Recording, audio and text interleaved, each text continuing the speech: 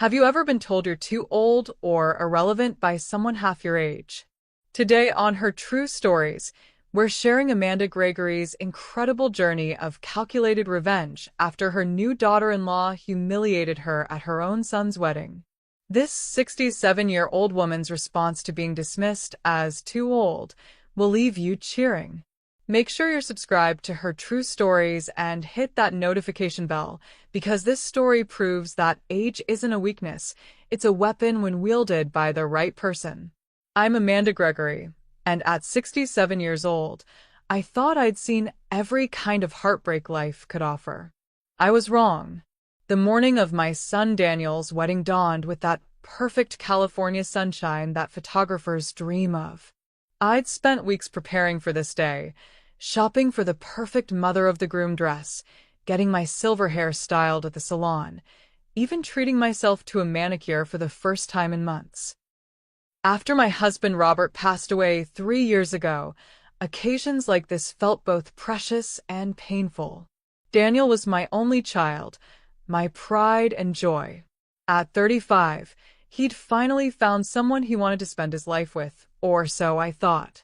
Jessica, his bride-to-be, was 28, beautiful, and came from what she constantly reminded everyone was old money.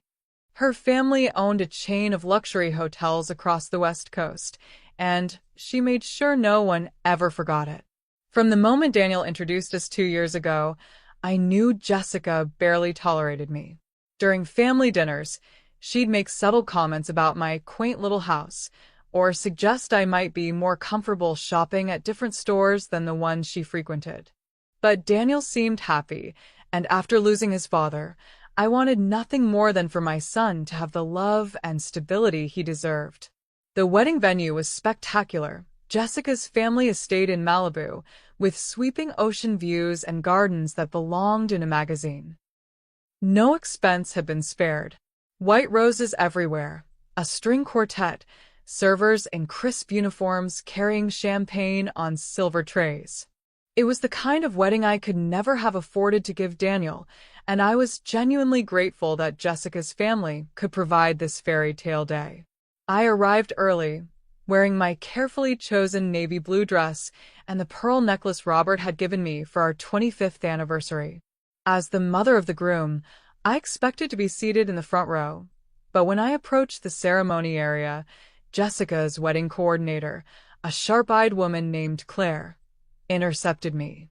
"Mrs. Gregory, there's been a small seating adjustment," she said with a practiced smile that didn't reach her eyes.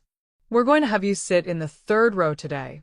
The first 2 rows are reserved for immediate family." I blinked, confused. "But I am immediate family. I'm Daniel's mother." Claire's smile tightened. "Of course, but Jessica's grandparents flew in from Europe, and her great-aunt is quite elderly and needs the aisle seat for her walker. I'm sure you understand." I didn't understand, but I also didn't want to cause a scene on my son's wedding day.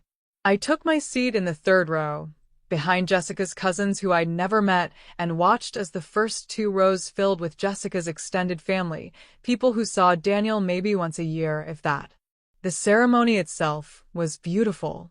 Daniel looked handsome in his tailored tuxedo, and when Jessica walked down the aisle in her designer gown, I had to admit they made a stunning couple. I dabbed at my eyes with my handkerchief, thinking of Robert and how proud he would have been to see his son getting married. But as the reception began, things got worse. The seating chart placed me at table 12, not at the head table with the immediate family, not even at table 2 or 3 with the important relatives. Table 12 was in the back corner, next to the kitchen doors, with Daniel's college friends' parents who I'd never met. When I quietly asked Daniel about it during the cocktail hour, he looked embarrassed. "Mom, Jessica handled all the seating arrangements. I'm sure it's just, maybe there wasn't enough room at the family table." I forced a smile. "Of course, honey. It's her special day." During dinner, I watched from my distant table as Jessica's family gave elaborate toasts, sharing inside jokes and family stories that painted Daniel as a newcomer who was lucky to be accepted into their prestigious circle. When it came time for the traditional mother of the groom speech, I waited for someone to call me up to the microphone. No one did. Instead, Jessica's grandmother gave a rambling toast about the importance of maintaining family standards and how Jessica had chosen wisely in selecting a husband who understood the value of excellence. The subtle implications weren't lost on me or anyone else at the reception. As the evening wore on, I found myself increasingly isolated. Every time I tried to approach Daniel or join a conversation with other guests, Jessica would somehow materialize and redirect the group's attention elsewhere. When her friends asked about Daniel's family, she would gesture vaguely and say, "Oh, very different backgrounds. We're just grateful everyone could be here." The breaking point came during the father-daughter dance. Since Robert wasn't there to dance with me during the traditional mother-son dance, I had assumed that portion would be skipped. But as Jessica twirled with her father to "The Way You Look Tonight," Daniel approached my table and extended his hand. "Mom, would you like to dance?" My heart soared. Finally, a moment that was truly ours. I took his hand and we moved to the dance floor as the band transitioned to "Unforgettable," the song Robert and I had danced to at our own wedding. For a few precious moments, it felt like the day I had dreamed of. Then Jessica cut in. "Sorry to interrupt," she said with that brittle smile, "but I need to steal my husband for photos with my sorority sisters. They're leaving soon." Daniel looked apologetic, but released my hand. "Just give me 5 minutes, Mom. We'll finish this dance later." We never did. As the evening wound down, I found myself standing alone on the terrace, looking out at the ocean. The party was still going strong inside, but I felt invisible, like a ghost haunting the edges of my own son's wedding. That's when Jessica found me. She approached with 2 champagne flutes, offering me one with what I initially mistook for a peace offering. "Mrs. Gregory, are you enjoying the party? It's a beautiful wedding, Jessica. You should be very proud."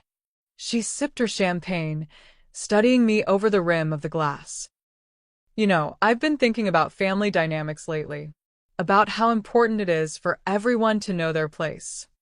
Something in her tone made me uneasy. "I'm not sure I follow." Jessica's smile turned cold. "Let's be honest with each other, Amanda. You're from a different world than we are.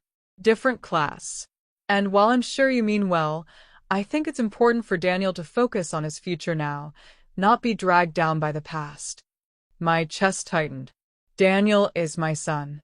I'll always be part of his life. Will you? Jessica tilted her head, studying me like I was an interesting insect. "Because from where I'm standing, you look out of place here. This is Daniel's world now, our world. Old traditions, established families, certain expectations." She paused, taking another sip of champagne before delivering the blow that would change everything. "Honestly, Amanda, you're too old to be here. This is a young person's celebration, a fresh start. Maybe it's time you stepped back and let Daniel build his new life without being reminded of, well, where he came from." The words hit me like a physical blow. I stared at this young woman, this child who had just married my son, and felt something inside me break. Not just my heart, but something deeper. My sense of place in the world, my connection to the family I'd given everything to build.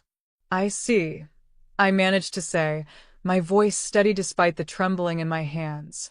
"I'm glad you understand," Jessica continued, emboldened by my apparent acquiescence. "It's nothing personal, of course. It's just that Daniel and I need space to grow as a couple. And honestly, having to constantly accommodate your limitations, well, it's been a bit of a strain." I set down my champagne glass carefully on the stone balustrade. "Thank you for being so direct, Jessica. It's good to know exactly where I stand." "I knew you'd be reasonable about this," she said, looking pleased with herself. After all, what kind of mother would want to hold her son back? I looked at her for a long moment, This entitled young woman who thought she could erase me from my son's life with a few cruel words. Then I smiled, the kind of smile that comes from making a decision you know you can't take back. You're absolutely right, Jessica. I wouldn't want to hold Daniel back. Excuse me, I think I'll head home now. I walked back into the reception hall, gathered my purse, and quietly slipped out the front entrance. I didn't say goodbye to Daniel. He was surrounded by Jessica's friends, all of them laughing at some story that probably involved looking down on people like me. I didn't cause a scene or make a dramatic exit. I simply left. As my Uber pulled away from the Malibu estate, I looked back at the glittering lights and heard the distant sound of music and laughter.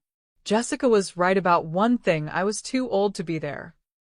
Too old to pretend that my place in the drive home from Malibu gave me 2 hours to think, and by the time I reached my modest Pasadena house, I had made several important decisions. The first was that I would not call Daniel immediately, demanding explanations or fishing for apologies. That would only force him to choose between his new wife and his mother, and given what I'd witnessed at the wedding, I wasn't confident which way that choice would go. The second decision was more significant. I was going to disappear from Daniel's life, exactly as Jessica had suggested, but not in the way she expected. For 3 days, I maintained complete radio silence. Daniel called twice, left voicemails saying he hoped I'd had a good time at the wedding, that he was sorry we hadn't gotten to talk more. His tone was casual, unaware. Jessica had clearly not told him about our conversation on the terrace, which told me everything I needed to know about her strategy. On the 4th day, I drove to downtown Los Angeles and had lunch with my attorney, Margaret Chen.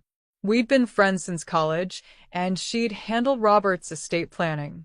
What most people didn't know about Margaret was that she'd built her career specializing in family law cases involving financial manipulation and elder abuse. "Amanda," she said over dim sum at our usual spot, "you look terrible. What's going on?" I told her everything: the wedding humiliation, Jessica's words on the terrace, my son's oblivious complicity in my marginalization. Margaret listened without interruption, her expression growing more serious with each detail. "This, Jessica, sounds like a piece of work," she said finally. "But I'm not sure what you want me to do about it legally. Being cruel to your mother-in-law isn't exactly grounds for a lawsuit." "I don't want to sue anyone," I said. "I want information." Margaret raised an eyebrow. "What kind of information?" "The kind that helps me understand exactly who my son married and what her family is really about. Public records, business filings, that sort of thing. You know people who can dig deeper than Google, right?" "Amanda, were you planning?" I sipped my tea, considering my words carefully. Jessica told me I was too old to be part of Daniel's life. She made it clear that she considers me an embarrassment, a liability to their social standing. So, I'm going to give her exactly what she asked for. I'm going to remove myself from their world completely. That doesn't sound like the Amanda I know. The Amanda you know spent 40 years putting her family first, supporting her husband's career, raising her son, always being the good wife and mother who never made waves.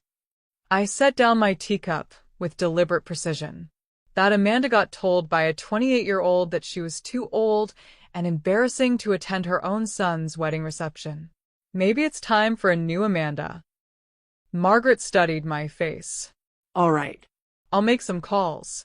But Amanda, whatever you're planning, make sure you can live with the consequences." 2 weeks later, Margaret delivered a thick folder to my house. Inside was everything she'd been able to uncover about Jessica's family and their business empire. What I found was fascinating. The Whitmore family fortune was built on their hotel chain, Whitmore Luxury Properties, which owned 15 high-end hotels across California, Nevada, and Arizona. Jessica's father, Richard Whitmore, was the CEO, having inherited the business from his father. Jessica herself held the title of Vice President of Marketing, though Margaret's sources suggested this was largely ceremonial. The interesting part came in the financial details. Whitmore Luxury Properties was heavily leveraged, with significant debt obligations coming due over the next 2 years. Several of their properties were underperforming, particularly their Phoenix and Las Vegas locations. The family had been quietly shopping for investors or potential buyers for months, though they were being very careful to keep this information out of the press. More intriguingly, Jessica's trust fund, which she lived on and used to maintain her lavish lifestyle, was tied directly to the company's performance. If Whitmore Luxury Properties failed, Jessica's monthly allowance would disappear overnight. The final piece of information was the most useful. Richard Whitmore was actively courting a potential buyer, a private equity firm called Sterling Capital Group. The sale, if it went through, would inject enough cash to pay off the company's debts and provide the family with a substantial payout.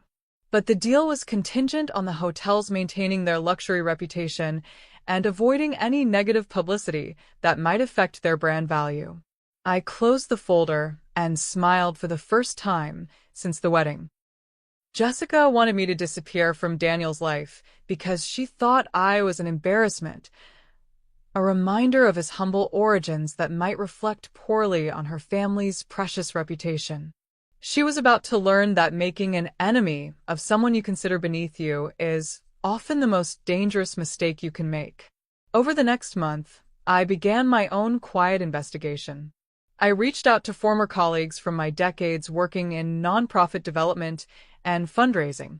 I contacted friends from the various charity boards I'd served on.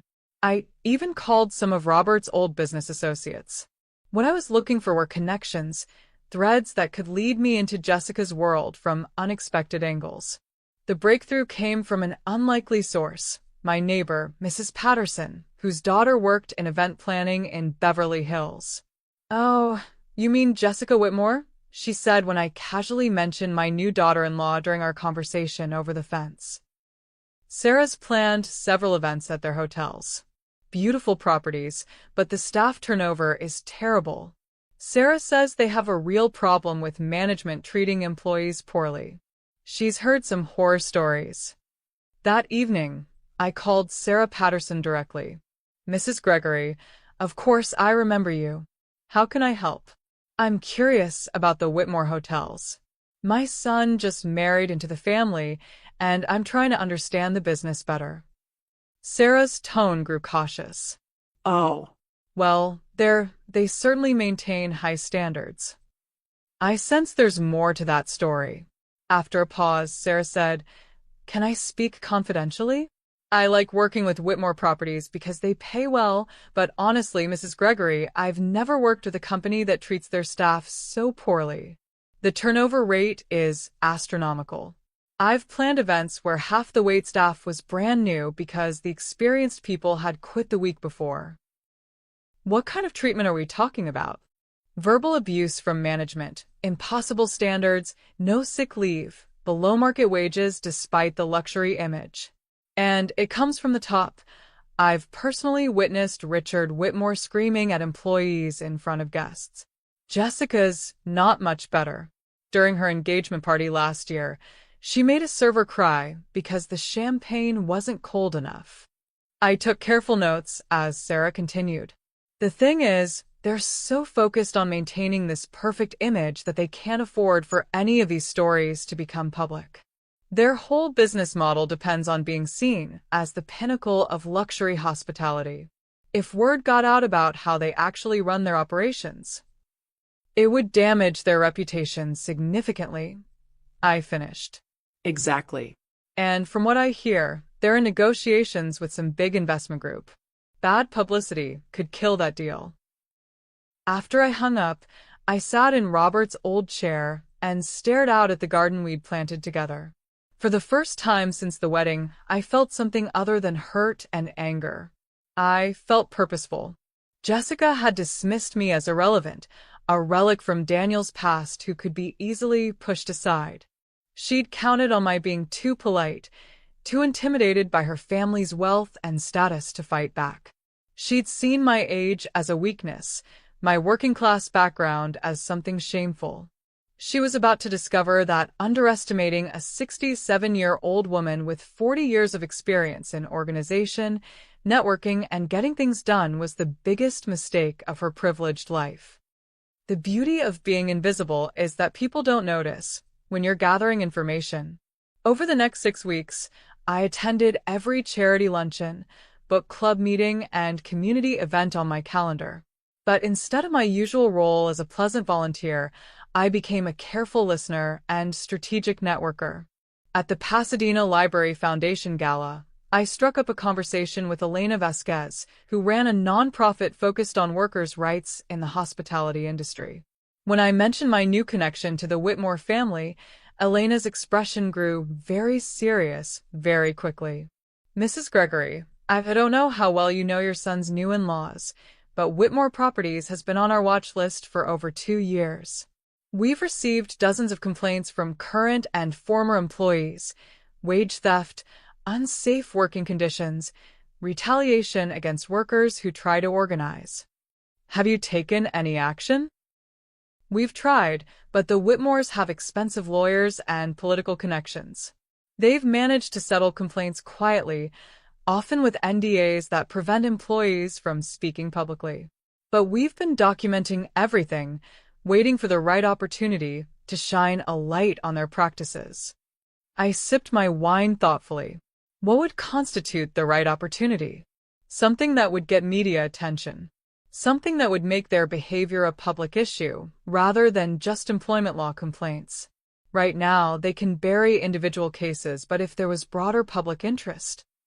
That same week, I had coffee with Janet Morrison, who'd worked alongside me on several United Way campaigns. Janet now freelanced as a public relations consultant, and I was curious about her perspective on reputation management. "The luxury hospitality business is all about image," she explained. "Companies like Whitmore Properties live or die by their reputation. Their customers aren't just buying a hotel room, they're buying an experience, a feeling of exclusivity and superior service. Any suggestion that they treat their workers poorly would be devastating." "How so?" "Think about their clientele. Wealthy progressives who want luxury but also want to feel good about where they spend their money. Corporate clients who have to consider public image when choosing venues. If word got out that Whitmore Properties were built on worker exploitation, their target market would evaporate overnight." I made a mental note to research Whitmore's corporate clients. The third piece of the puzzle came from an unexpected source: my own grandson's teacher. Daniel's sister-in-law mentioned in passing that her nephew attended the same private school where I volunteered in the reading program. During a school fundraiser, I found myself seated next to Patricia Wells, whose husband was a labor attorney. "The Whitmores?" Patricia said when I mentioned them casually.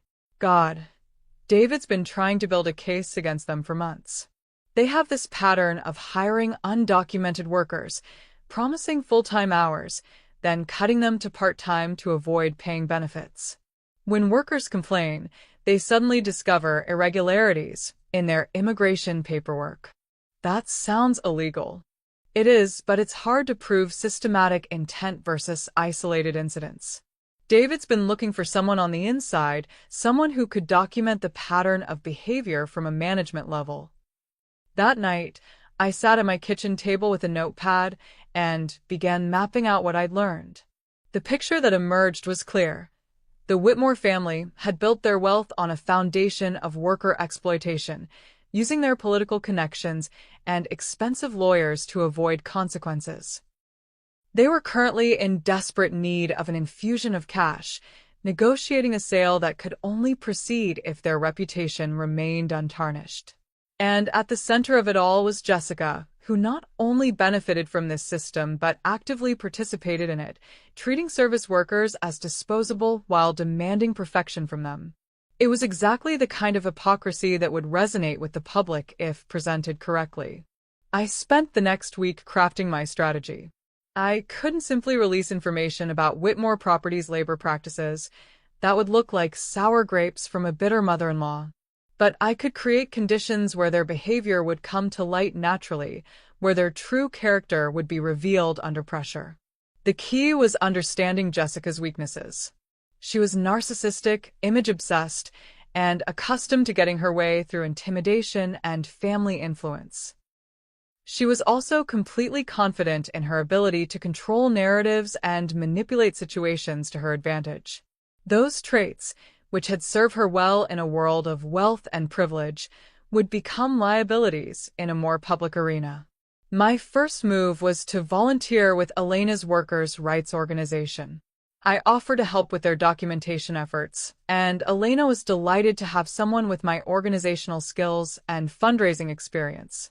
What she didn't know was that I was also learning exactly which Whitmore employees had filed complaints and what specific abuses they'd reported.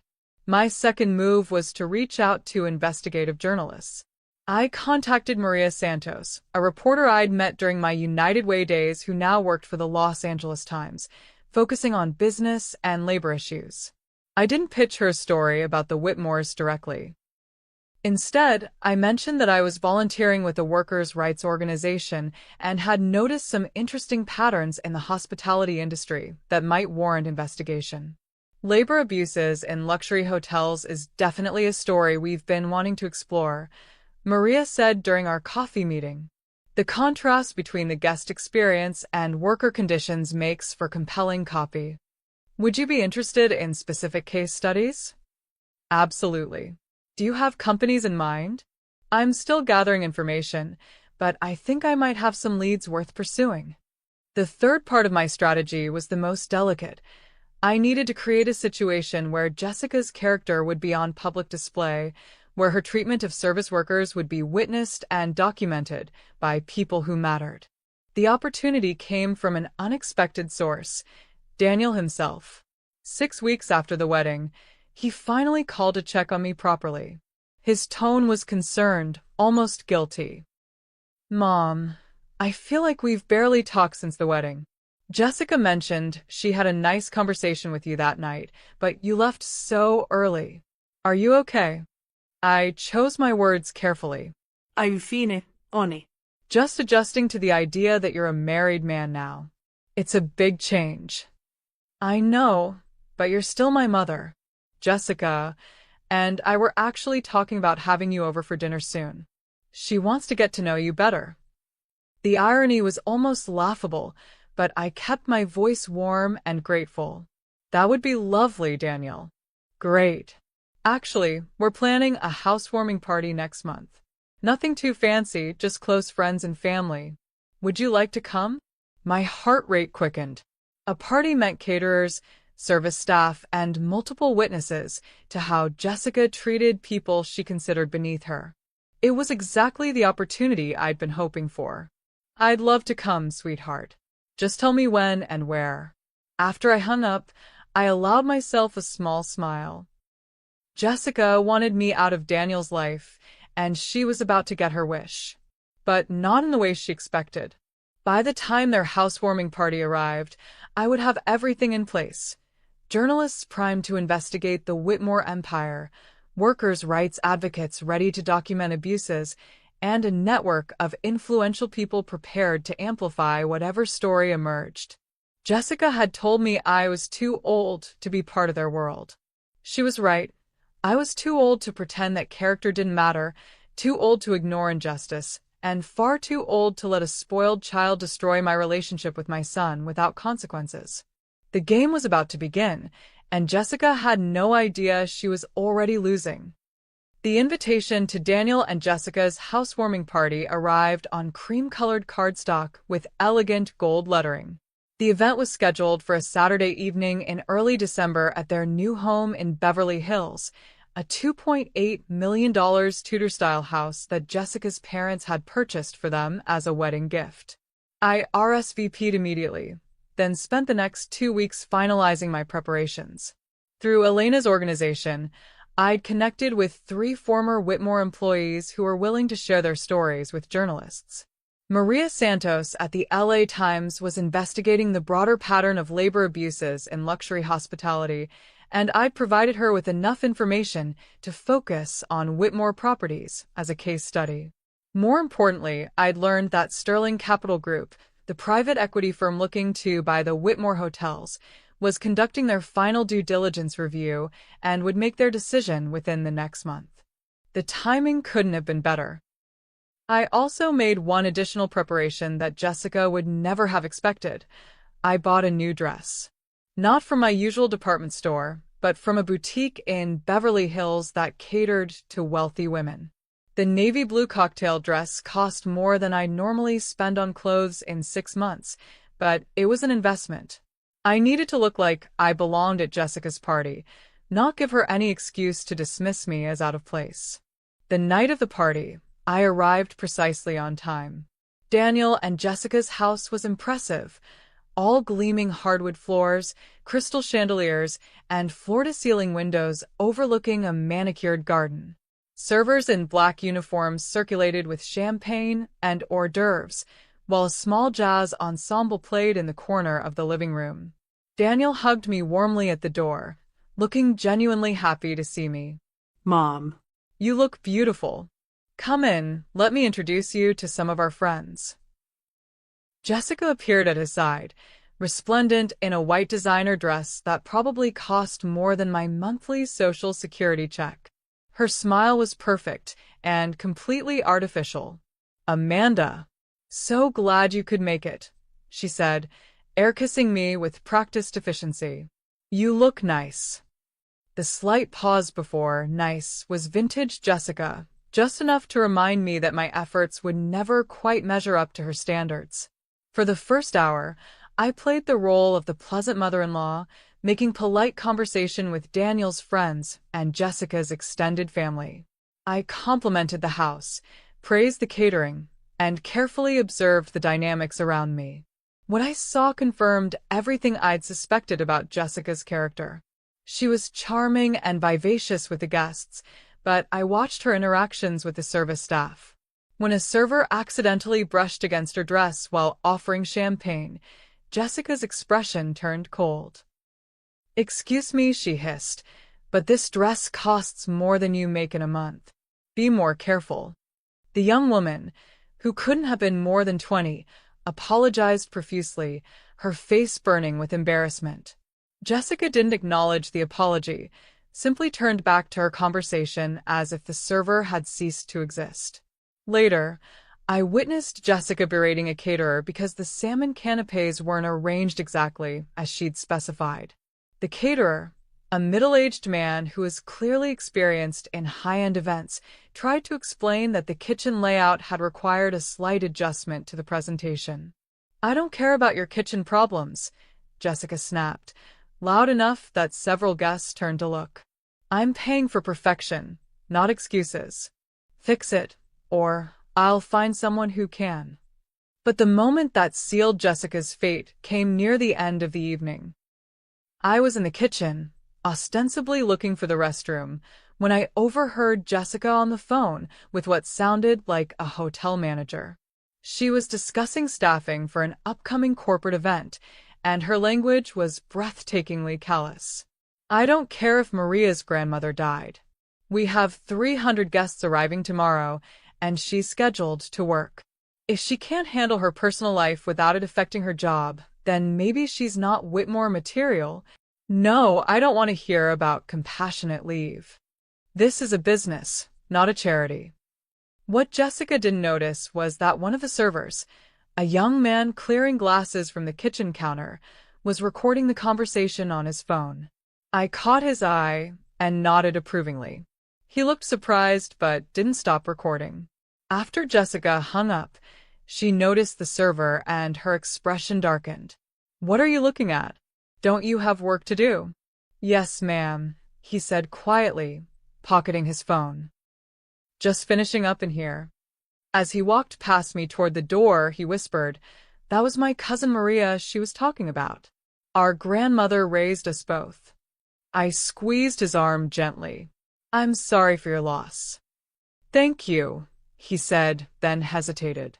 "Ma'am, are you recording any of this? Because I've got more stories about how this family treats people." I handed him one of Elena's business cards. "Call this number tomorrow. They need to hear your stories." The party ended around 11, with guests gradually departing amid effusive thanks and promises to get together soon. I waited until near the end, helping to clear glasses and chatting with the remaining family members. As I prepared to leave, Daniel walked me to my car. "Thanks for coming tonight, Mom. It means a lot to Jessica and me that you're making an effort to be part of our life." I hugged him tightly, breathing in the familiar scent of his cologne. "I love you, Daniel. I want you to be happy." "I am happy," he said. "Really happy. Jessica is amazing, and I feel like everything's finally falling into place." I smiled and got into my car, waving goodbye as I drove away. In my rearview mirror, I could see Daniel standing in the driveway, looking content and secure in his new life. He had no idea that his perfect world was about to crumble. The next morning, I called Maria Santos. "I think I have that story you've been looking for," I said. 3 days later, Elena's workers' rights organization received a detailed complaint from Carlos Mendez, the server who'd recorded Jessica's phone conversation.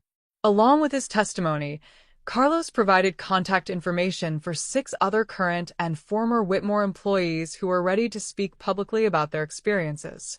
On Thursday, Maria Santos called Richard Whitmore's office to request comment for her upcoming story about labor practices in luxury hotels. Richard's assistant said he was unavailable and referred her to the company's legal department. On Friday, Maria's story ran on the front page of the LA Times business section. Behind the luxury, workers at high-end hotels describe culture of abuse. The article was devastating. It detailed a pattern of wage theft, verbal abuse, and retaliation at Whitmore properties, supported by testimony from multiple employees and documentation of labor complaints. The centerpiece was Carlos's recording of Jessica discussing her employee with such casual cruelty, accompanied by his account of how the Whitmore family had consistently treated service workers as disposable. But the story also included something else. Quotes from several prominent business leaders and social justice advocates condemning the practices described in the article. These weren't random voices. They were people I'd carefully cultivated over the past 2 months, community leaders whose opinions carried weight in Los Angeles social circles. The response was immediate and brutal. By Saturday morning, #WhitmoreAbuse was trending on Twitter. The Beverly Hills Chamber of Commerce issued a statement distancing themselves from Whitmore properties. 3 major corporations announced they were canceling planned events at Whitmore hotels pending review of recent allegations. Most importantly, Sterling Capital Group's attorney contacted Richard Whitmore's legal team to discuss new concerns about reputational risk factors affecting the proposed acquisition. Jessica's perfect life began unraveling at exactly 2:47 p.m. on Saturday when Daniel called me, his voice tight with panic. "Mom, did you see the story in the Times? About Jessica's family's business?" "Yes, sweetheart. I saw it. How is Jessica handling it?" She's falling apart. Her dad is furious. Lawyers are calling constantly, and she keeps saying someone set them up, that this was all planned to sabotage their business deal." I made appropriate sympathetic noises. "That must be very stressful for both of you. Mom, I have to ask you something, and I need you to be honest with me." My heart rate quickened, but my voice remained steady. "Of course, Daniel. Jessica thinks you might have had something to do with this. She says you were asking questions about the family business, and she mentioned that conversation you had at the wedding about knowing your place or something like that."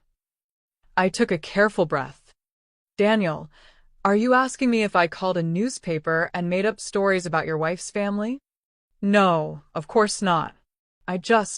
Jessica's really upset, and she's looking for someone to blame, and—" "Honey," I interrupted gently, "I don't need to make up stories about how Jessica treats people. I've seen it with my own eyes. We all have." There was a long pause. "What do you mean?" "I mean that at your wedding, Jessica seated me in the back with strangers while her distant relatives sat in the front row. I mean that at your housewarming party, I watched her humiliate a young server for accidentally brushing against her dress. I mean that the stories in that newspaper article ring true because they match the behavior I've personally witnessed. Another long pause. Then, quietly, "Mom, what did Jessica say to you at the wedding?" And there it was, the question I'd been waiting for. The moment when Daniel would finally have to confront the reality of who he'd married. "She told me I was too old to be there, Daniel. That I was an embarrassment to your new life, and that I should step back so you could move forward without being reminded of where you came from." The silence on the other end of the line stretched so long I thought we'd been disconnected. "She said that?" His voice was barely above a whisper. "She said that I was from a different class, that I didn't belong in your world anymore. She suggested it was time for me to disappear from your life, so you wouldn't be held back by your past." I heard Daniel's sharp intake of breath. "Mom, I had no idea. I'm so sorry." "You don't need to apologize for your wife's words, sweetheart. But now you understand why I left the wedding early, and why I've been keeping my distance. Why didn't you tell me this before?" "Because you were happy. Because I hoped that maybe she was just nervous about the wedding and would grow out of her cruelty. And because—" I paused, choosing my words carefully, because I realized she was right about one thing. I am too old. Too old to pretend that character doesn't matter, too old to ignore when someone treats other people badly, and too old to watch my son be married to someone who thinks kindness is a weakness. Daniel was quiet for several minutes. When he spoke again, his voice was different. Older, somehow. "The newspaper story. You didn't make it up." "No, Daniel. I didn't make it up. But I also didn't sit quietly and let Jessica push me out of your life without understanding exactly who she really was." "What do you mean?" "I mean that when someone tells you that you're too old and embarrassing to be part of their family, you have two choices. You can disappear quietly, or you can make sure that their own behavior gets the scrutiny it deserves." The fallout from the LA Times article accelerated faster than even I had anticipated. By Monday morning, the story had been picked up by national news outlets, and #Whitmore abuse had evolved into a broader conversation about labor practices in luxury hospitality. But Jessica's real nightmare was just beginning. On Tuesday, Sterling Capital Group officially withdrew their offer to purchase Whitmore properties, citing irreconcilable concerns about reputational liability and potential litigation exposure. The deal that would have saved the family business and Jessica's trust fund was dead. On Wednesday, the California Department of Labor announced a formal investigation into Whitmore Properties' employment practices, focusing on the wage theft allegations detailed in the Times article. On Thursday, 3 of Whitmore's largest corporate clients canceled their contracts, including a major pharmaceutical company that had been holding their annual conferences at Whitmore hotels for over a decade. But the blow that destroyed Jessica's composure entirely came on Friday. I was having lunch with Margaret Chun when my phone rang. Daniel's name appeared on the screen, and Margaret gestured for me to take the call. "Mom," Daniel's voice was strained, exhausted. "Can you come over? Jessica and I need to talk to you." "Of course, sweetheart. Is everything all right?" No. "Nothing's all right. Just can you come? Please." An hour later, I stood on the doorstep of Daniel and Jessica's Beverly Hills home. The house that had gleamed with perfection just 2 weeks earlier now felt subdued, almost haunted. Daniel answered the door, and I was shocked by his appearance. He looked like he'd aged 5 years in a week. "Thanks for coming, Mom," he said, hugging me tightly. "She's in the living room." Jessica sat curled in the corner of their white leather sofa, still beautiful but utterly defeated. Her designer clothes were wrinkled, her usually perfect hair was pulled back in a messy ponytail, and her eyes were red-rimmed from crying. She looked up when I entered, and for a moment, I saw not the cruel young woman who had humiliated me at the wedding, but a frightened child whose world was collapsing around her. "Amanda," she said, her voice hoarse. Daniel says I owe you an apology. I sat down across from her, studying her face. What do you think, Jessica? She laughed bitterly. I think I underestimated you. Badly. Did you? The newspaper story, the investigation, the canceled contracts. You orchestrated all of it, didn't you? I considered my answer carefully. I created opportunities for the truth to come to light. What happened after that was the natural consequence of your family's behavior. Jessica's composure cracked completely. Natural consequence? You destroyed us. Our business is failing. My trust fund is gone, and Daniel barely speaks to me anymore because he thinks I'm some kind of monster. Are you? I asked quietly. What? Are you a monster, Jessica? Because from where I'm sitting, the only thing that's been destroyed is the illusion that your wealth made your cruelty acceptable. She stared at me, tears streaming down her face. You don't understand. I was raised in that world. Those expectations, that pressure to maintain standards, it's all I've ever known. And now you know something different. The question is what you're going to do with that knowledge. Daniel, who had been standing silently by the window, finally spoke. Jessica, tell her what you told me this morning. Jessica wiped her eyes with the back of her hand. I called Carlos Mendez, the server from our party whose grandmother died. I apologized, and I'm paying for his grandmother's funeral. I nodded approvingly. That's a start. I also contacted the other employees who were quoted in the article. I'm working with HR to address their complaints personally. And I've resigned from my position at Whitmore Properties. Effective immediately. This surprised me. That's a significant decision. The company's probably going to file for bankruptcy anyway, she said with bitter honesty. But even if it survives, I can't be part of how we've been treating people. I see it now, how cruel I've been, how entitled and horrible. I looked at Daniel, who was watching his wife with a mixture of love and disappointment that broke my heart. Daniel, what do you want from this conversation? I asked. He ran his hands through his hair. I want my family back together. I want my wife to be the person I thought I married, and I want my mother to be part of our lives. But I don't know if that's possible after everything that's happened. Jessica looked at me with something approaching desperation. Is it possible, Amanda? Can you ever forgive me for what I said to you? For how I treated you? I studied her face for a long moment. The young woman sitting before me was genuinely remorseful, but remorse born from consequences isn't the same as remorse born from conscience. Still, people could change if they were willing to do the work. Jessica, forgiveness isn't something you earn through apologies. It's something you earn through changed behavior over time. The question isn't whether I can forgive you, it's whether you can become someone worth forgiving. What does that mean? It means that if you want to rebuild your relationship with Daniel and with me, you need to show us through your actions that you've learned something from this experience. Not just that cruelty has consequences, but that other people have value regardless of their economic status or usefulness to you. Jessica nodded eagerly. I can do that. I will do that. We'll see, I said simply. I stood to leave, but Daniel caught my arm.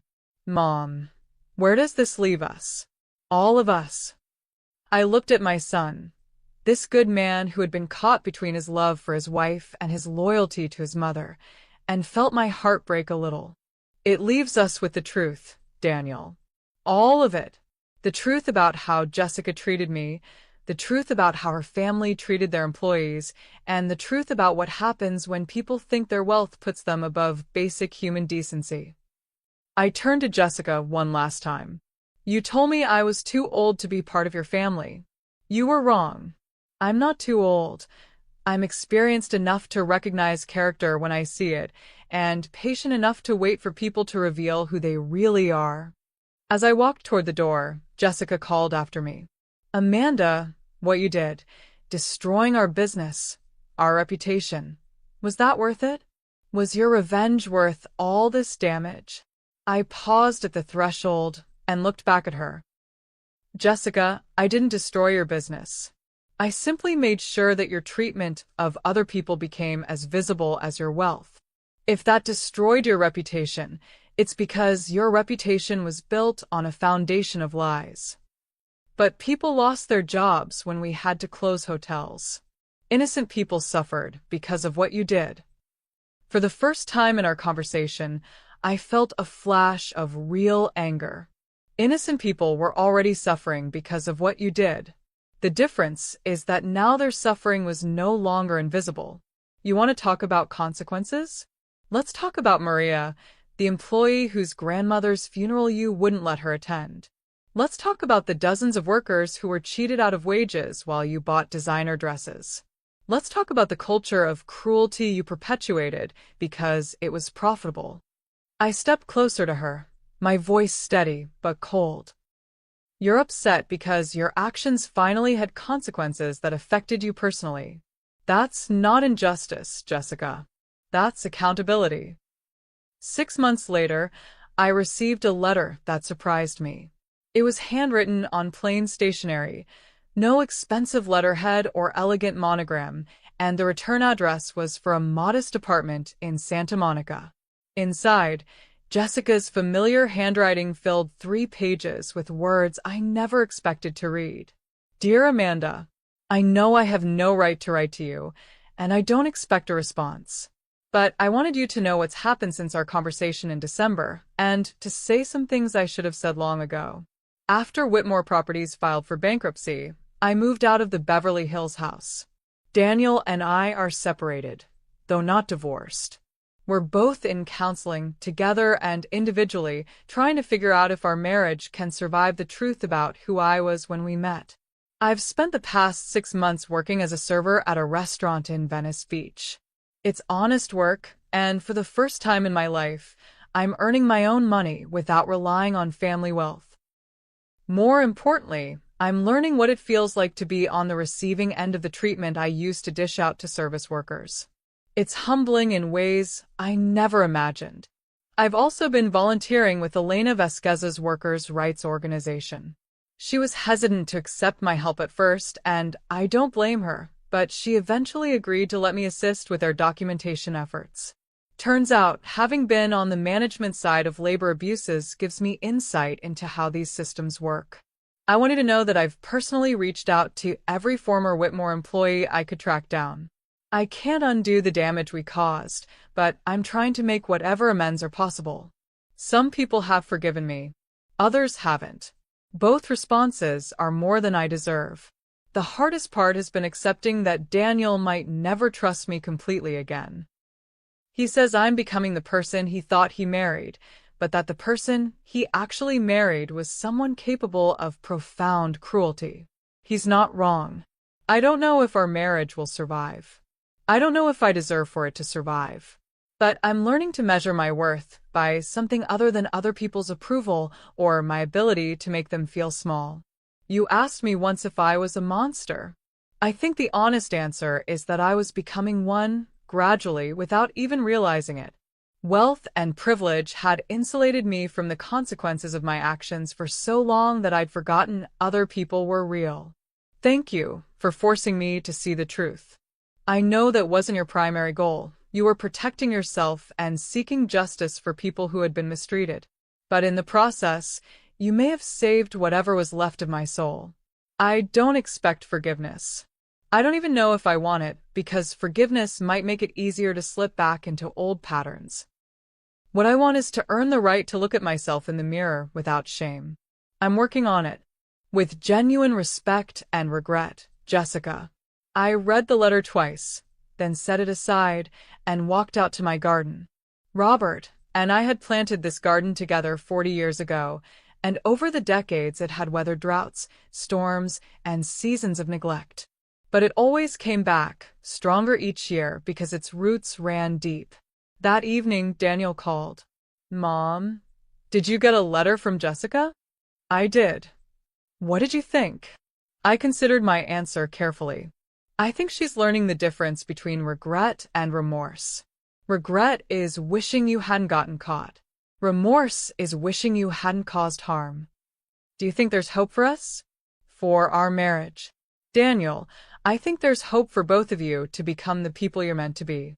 Whether that happens together or separately isn't for me to say.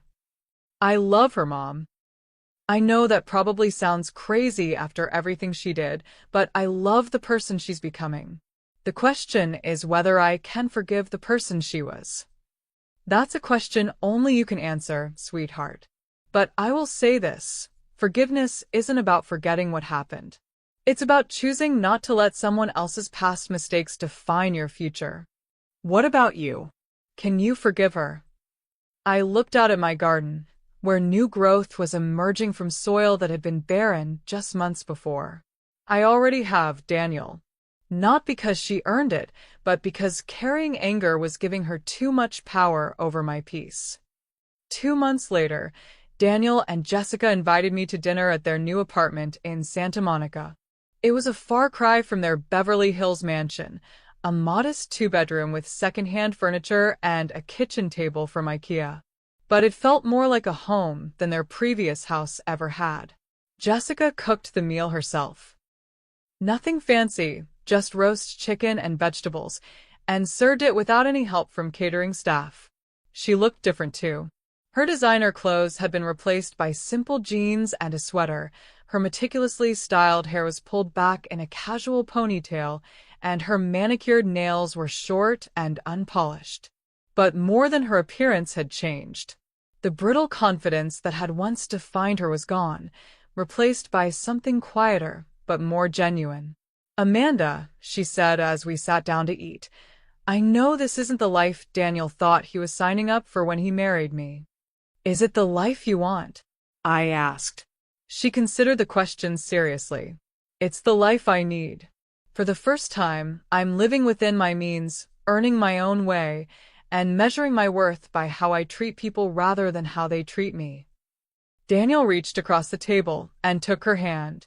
It's a better life, he said quietly. Harder, but better. Over dinner, Jessica told me about her work at the restaurant and her volunteer efforts with Elena's organization. She spoke about the former Whitmore employees she'd contacted, some of whom had become unlikely friends. She shared stories about customers who had been kind to her during difficult shifts and how their small acts of decency had taught her more about grace than all her years of privilege. I'm not the same person who told you that you were too old to be at Daniel's wedding, she said as we cleared the dishes. I'm not sure I'll ever completely forgive myself for that cruelty, but I'm trying to become someone who's incapable of that kind of behavior. That's all any of us can do, I replied. Try to be better tomorrow than we were yesterday. As I prepared to leave that night, Jessica walked me to my car. Amanda, I have one more thing to say, and then I promise I'll stop apologizing and focus on changing. What's that? You are never too old to be part of Daniel's life. You were the one person there who had earned your place through love and sacrifice and decades of putting his needs before your own. I was the one who didn't belong, not because of my age or my background, but because I had no idea what family actually means.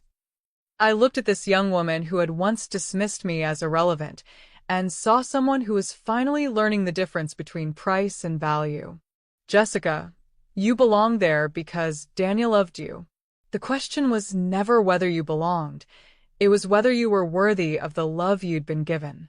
And now you're doing the work to find out. As I drove home that night, I reflected on the strange journey that had brought us all to this point. Jessica's cruelty at the wedding had been the catalyst for a series of events that destroyed her family's business and nearly ended her marriage. But it had also forced her to confront the person she had become and given her the opportunity to choose who she wanted to be going forward. Sometimes the most profound transformations come from the deepest wounds. Jessica had told me I was too old to be part of their world, and in trying to push me out, she had inadvertently created the conditions for her own reckoning. The privileged young woman who thought her wealth made her untouchable had learned that character matters more than capital, and that the cruelest words often reveal more about the speaker than the target. I was indeed too old, Too old to accept disrespect, too old to ignore injustice, and too old to let anyone diminish my worth. But I was also old enough to recognize genuine remorse when I saw it, and wise enough to know that everyone deserves the chance to grow beyond their worst moments. The woman who had once seen my age as a weakness had learned that underestimating the power of experience, patience, and quiet determination was the most expensive mistake she could make.